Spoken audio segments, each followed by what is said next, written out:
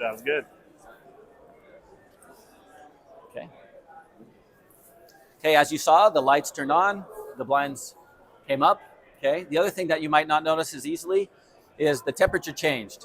So as you can see, or will change. So momentarily this will go up to 80 degrees because it knows that the child likes it warm. Okay. And right now it's on, so give it a moment. So one thing about this environment here, it's not typical of a home environment with all of the phones and all of the radios that are in this space. There will be some delay. So as you can see, the temperature raised up, and therefore at some point this will turn off. So, okay.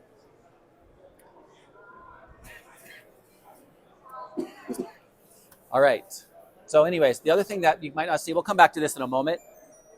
There we go. So the AC turned off because of the fact that it recognized that the set point was higher. So over here, you might not be able to see it, or hear it because it's a little quiet, is the fact that it picked a song from the playlist that understood, that this phone, the person that owns this phone likes that. And so that's part of that kind of welcome home experience that we're trying to show, that the home is interacting with you based off of who you are and where you are. And so that as it walks across the threshold, the interaction was able to take place. Are you able to do almost predictive remote keyless entry to where the sensors are able to determine even while they're outside of the Yes. house, and then identify them, authenticate them, and then unlock the door? And that's secure access using UWB for the capabilities there, because traditionally using things like BLE, for instance, it couldn't necessarily do that securely and as accurately. Yeah. And so it'll use, a lot of what we do now use combination of technologies to be able to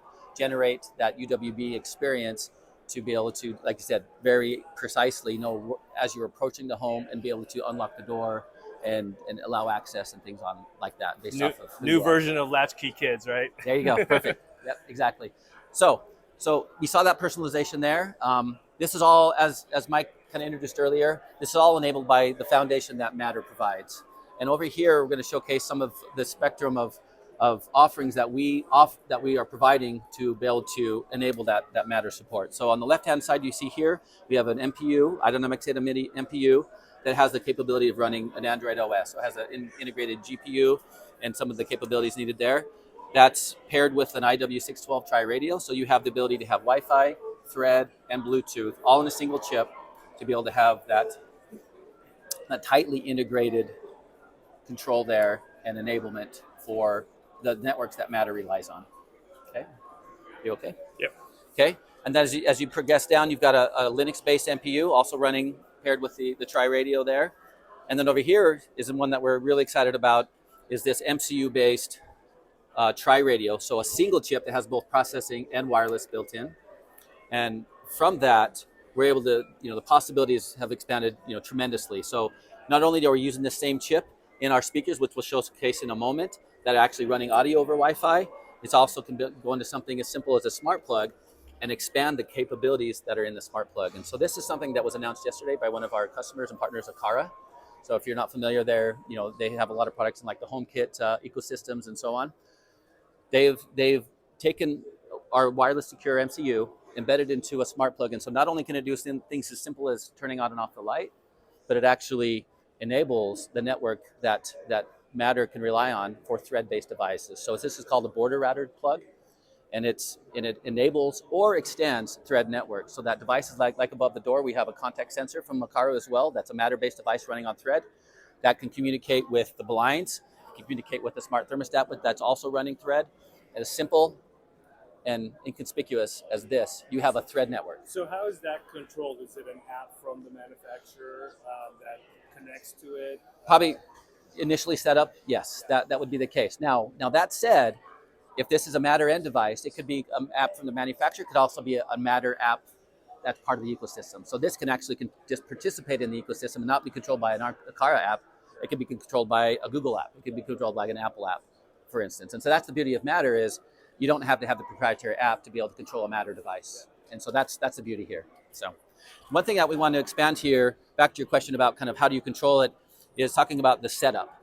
So we've got this, what we call Matter device commissioning via NFC.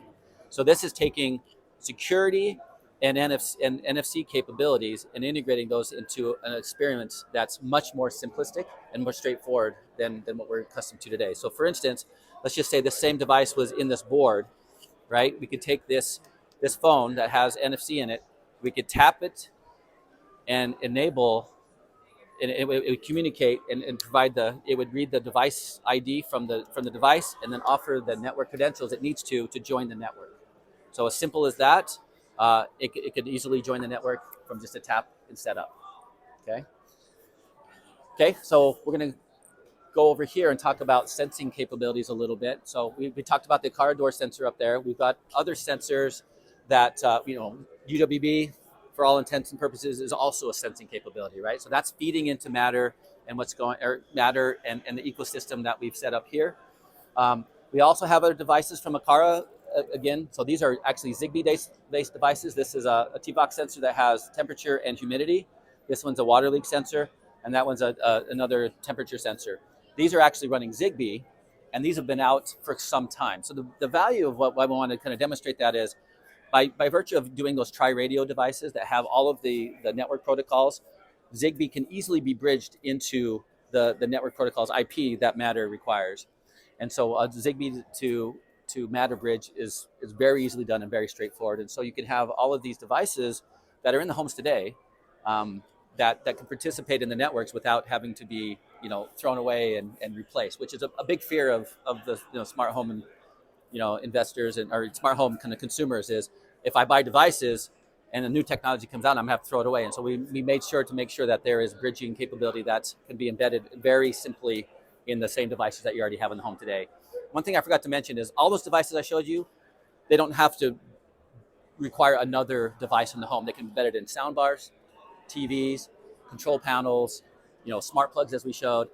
Having all of that capability just very easily embedded into devices that consumers are familiar with and comfortable with is, I think, the advantage and the power that we're going that's the advantage that's needed to be able to bring this capability into the home. So is the smart plug kind of the main way you might get at least some rudimentary connected capability to legacy devices that might not have the ability to get even field upgraded or connected with a module or something like that? So you use a smart plug because you control at least the power. That could add a bridge, the Zigbee bridge capability. One thing that we didn't show outside is Samsung has a power station, the smart things, and in that, so a wireless charging device actually has a Matter and Thread, capability. So from a similar standpoint, Zigbee devices could easily, come into a wireless charging pad that's always going to be connected on your desk or whatnot. Right. And just like you said, something, whether it's a smart plug, whether it's a wireless charging unit, something simple like that, inconspicuous, that's going to be there, that's always on, can bridge everything. Okay. Speech to intent. Oh yes, we didn't mention speech to intent. So one thing that we forgot to talk about and showcase in our ability to have everything not reliant on the cloud. Now we love the cloud because it adds an enhanced capability, an enhanced experience. But oftentimes cloud reliance is requiring cloud is not always possible. Number one, and number two, there are consumers out there that don't want to have everything going out to the cloud. They want privacy and things like that. And so one of the things that we announced in the last couple of months is what we call speech to intent. So that's local voice control that is embedded in the device itself. It doesn't connect to the cloud to be able to do the natural language models that it needs to be able to understand what it's doing. And so in this case, if I want to actually change the temperature, for instance, and right now it's at 81, and if I think it's too hot and I want to actually turn on the AC, all I have to say is something as simple as, "Hey Matter, I'm hot," and it'll take that and understand the intent of what I'm trying to accomplish, which is I want to turn on the AC, and the set point should drop.